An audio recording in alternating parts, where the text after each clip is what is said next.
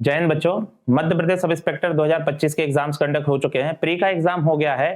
Mains के exam के लिए बच्चों में एक असमंजस का विषय बना हुआ है कि प्री का क्या कट ऑफ जाने वाला है और कट ऑफ को लेकर अलग अलग तरह के वीडियोस बनाए जा रहे हैं। हमने आप लोगों को एक शॉर्ट के थ्रू गूगल फॉर्म भरवाए थे। काफी बच्चों ने उसमें अपने अपने डेटा भेजा बेटा, और काफी सारे डेटा के आधार पे एक डिटेल्ड एनालिसिस किया गया, जिसके आधार पर एक कट ऑफ की रेंज हमने डिसाइड करी है बच्चों के लिए, ताकि बच्चे उस कट ऑफ के आधार पे अपने मेंस की तैयारी को आगे बढ़ा सकें। तो आइए इस वीडियो को आगे बढ़ाते हैं अपन, और वीडियो के अंत तक बने रहे आप सारी जानकारी प्राप्त करने के लिए। पहले अपन देखते हैं इस वीडियो में अपन किन किन बिंदुओं पर चर्चा करने वाले हैं। तो इसमें जो सबसे पहला पॉइंट रहेगा वो अपन देखेंगे यहाँ पर टोटल वैकेंसी से संबंधित कि कुल वैकेंसी किस किस में आई थी आपके पास में। दूसरा जो पॉइंट अपन डिस्कस करेंगे वो क्या रहेगा बेटा कि कंपटीशन पर सीट, कि प्रत्येक सीट पे कंपटीशन कितना है। तीसरा बिंदु जो डिस्कस करेंगे वो ये देखेंगे कितने गुना कैंडिडेट क्वालिफाई किए जाएंगे, मतलब जो प्रीलिम्स का एग्जाम दोगे आप उसमें कितने गुना कैंडिडेट मेंस के लिए लिए जाएंगे आपके। और चौथा जो आपके लिए सबसे ज्यादा जरूरी पॉइंट है वो है अनुमानित कट ऑफ, कि कट ऑफ क्या जाने वाला है, इसको लेके डिटेल अपन चर्चा करेंगे। तो देखिए बेटा टोटल वैकेंसी क्या आई थी आपके पास में, इतने पद निकले हुए थे, कितनी कितनी वैकेंसी थी, उसके पदों की क्या संख्या थी। तो पहला था जो सूबेदार, जिसमें कुल कितने पद निकले हुए थे, 28 पद निकले हुए थे।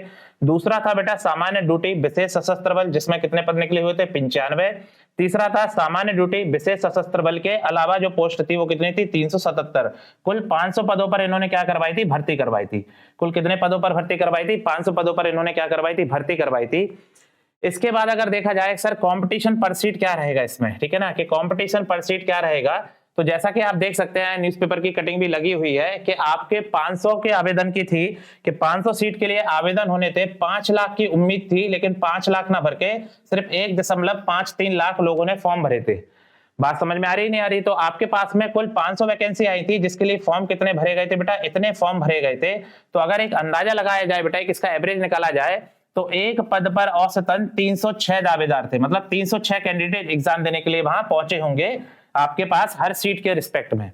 ठीक है, तो यहां पर आपके पास में ये पता चल जाएगा कि इस एग्जाम में कंपटीशन कितना था। तो आपके पास हर एक पद पे 306 दावेदार क्या गए थे, परीक्षा देने के लिए गए थे। इसके आगे अगर अपन बात करते हैं बच्चे, तो तीसरे बिंदु पे अगर अपन बात करें कि कितने गुना कैंडिडेट मेंस एग्जाम के लिए क्वालिफाई होंगे, तो कितने गुना कैंडिडेट क्वालिफाई होंगे, तो ये अपन ने कटिंग लगाई, ईएसबी ने जो नोटिफिकेशन आउट करा था उसकी एक कटिंग लगी हुई है। तो यहाँ आप देख सकते हैं कि आपके पदों की संख्या से कितना 10 गुना कैंडिडेट लिए जाएंगे, ठीक है ना। पदों की संख्या से कितने लिए जाएंगे, 10 गुना कैंडिडेट लिए जाएंगे, ठीक है। कितने लिए जाएंगे, 10 गुना, मतलब अगर 500 सीट निकली है तो कितने कैंडिडेट लिए जाएंगे, 5000। लेकिन कभी कभी क्या होता है, दो बच्चों के मार्क्स सेम होते हैं, तो उन कैंडिडेट को भी भर्ती किया जाता है। मतलब जो आपके पास क्वालिफाइड कैंडिडेट होंगे रिटन एग्जाम में 5000 से ज्यादा भी संख्या हो सकती है बेटा, ठीक है ना। यहाँ पर लिखा हुआ है कि 10 गुना से अधिक भी हो सकता है। अरे नहीं आ रही बात समझ में, ये कब होगा, जब दो बच्चों के कैसे होते हैं मार्क्स, कैसे होते हैं, सेम होते हैं, उस कंडीशन में होता है, ठीक है। तो यहाँ पर आपके पास में 5000 तो होंगे ही होंगे, 5000 से अधिक विद्यार्थी भी क्वालिफाई कर सकते हैं प्रीलिम्स एग्जाम में। अब अपन अंतिम बिंदु की बात करते हैं, जो आपके पास में कट ऑफ वाला एक सेक्शन बना हुआ है कि आपका एक्सपेक्टेड कट ऑफ कितना जाएगा इसमें, तो उसके बारे में थोड़ी चर्चा कर लेते हैं। तो यहाँ ये जो कट ऑफ का डेटा निकाला गया है, जो हमने यहाँ पर बच्चों से गूगल फॉर्म भरवाया था, जिन बच्चों ने अपनी अपनी डिटेल्स दी है बेटा, तो ये कट ऑफ का अनुमान उसके आधार पे लगाया गया है, जिसमें आप देख पा रहे होंगे कि यूआर कैटेगरी का जो एक्सपेक्टेड कट ऑफ लगा रहे हैं वो कितना लगा रहे हैं अपन, 70 से 73 नंबर लगा रहे हैं। हालांकि आप कुछ चैनल्स पर देखेंगे उन्होंने इसके कट ऑफ कम भी बताए हैं, किसी ने 65 भी बताया, 67 भी बताया, लेकिन बेटा ऐसा नहीं है। बोला गया एमपीएसआई का पेपर बहुत टफ आया बेटा, पेपर पूरा टफ नहीं था।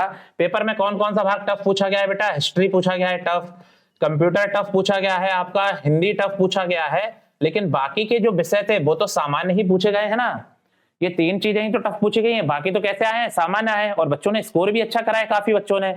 तो कट ऑफ इतना नीचे गिरने की तो उम्मीद नहीं बन रही है। जो हमारे पास डेटा आया है काफी सारे बच्चों का, वहां से अगर हमने जो डिटेल निकाली है, तो हमारे हिसाब से जो हम अंदाजा लगा रहे हैं कि यूआर की कट ऑफ इतना जाना चाहिए 70 से 73 नंबर के बीच में। ओबीसी का जो कट ऑफ जाना चाहिए बेटा वो कितना जाना चाहिए, 67 से 70 नंबर के बीच में। ओबीसी का जो कट ऑफ जाना चाहिए 67 से 70 के बीच में। ईडब्ल्यूएस का जो कट ऑफ जाना चाहिए वो 66 से 69 के बीच में जाना चाहिए। एससी कैटेगरी में कट ऑफ जाना चाहिए 61 से 64 नंबर के बीच में, और जो एसटी कैटेगरी का कट ऑफ जाना चाहिए वो कितना जाना चाहिए, 57 से 60 नंबर के बीच में। तो ये जो हम कट ऑफ बता रहे हैं बेटा, ये एक अंदाजा लगाया जा रहा है हमारे द्वारा कि इतना कट ऑफ रहना चाहिए। बाकी इसको आप बिल्कुल करेक्ट ना माने, लेकिन हाँ ये आप मान के चल सकते हैं कि अगर आपके इतने कट ऑफ के बीच में नंबर आ रहे हैं तो आप मेंस के एग्जाम की तैयारी भरपूर तरीके से कर सकते हैं। तो ये जो हम आपको कट ऑफ की डिटेल बता रहे हैं, हमारे पास आए हुए डेटा के अनुसार बता रहे हैं। बाकी अलग चैनल भी अलग अलग कट ऑफ बता सकते हैं, लेकिन हमारी जानकारी में ये आपका सेफ साइड कट ऑफ रहेगा, जहां पर आप निश्चिंत होकर मेंस की तैयारी अच्छे से कर सकते हैं। तो आगे भी एमपीएसआई से जुड़ी जानकारियां आपको हम देते रहेंगे। सीएमसी इंदौर पे जल्द एमपीएसआई मेंस को लेके यूट्यूब पर फ्री क्लासेस भी शुरू की जाने वाली है। तो आप सभी बच्चे सीएमसी इंदौर के परिवार से जुड़े रहें, सीएमसी इंदौर चैनल को सब्सक्राइब कर लें और इस वीडियो को अगर आपको अच्छा लगा हो, आपके काम आया हो, तो ज्यादा से ज्यादा लोगों तक शेयर करें ताकि लोगों तक ये इन्फॉर्मेशन पहुंच सके। आगे भी हमसे जुड़े रहिए। तो आप सभी को धन्यवाद। जय हिंद।